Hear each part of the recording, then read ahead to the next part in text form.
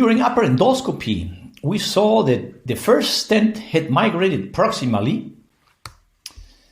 We went through the stent and found the tight stricture, a tight fibrotic pinhole stricture.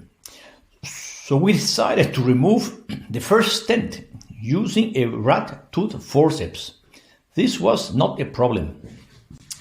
Then we reinserted the endoscope and performed contrast esophagogram.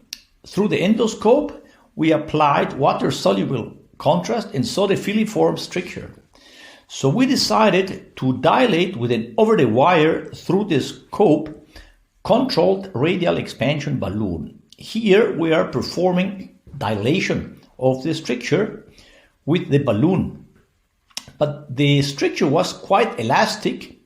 Nonetheless, we were able to do a nice dilation, but still it was not possible to advance the entire endoscope across the stricture.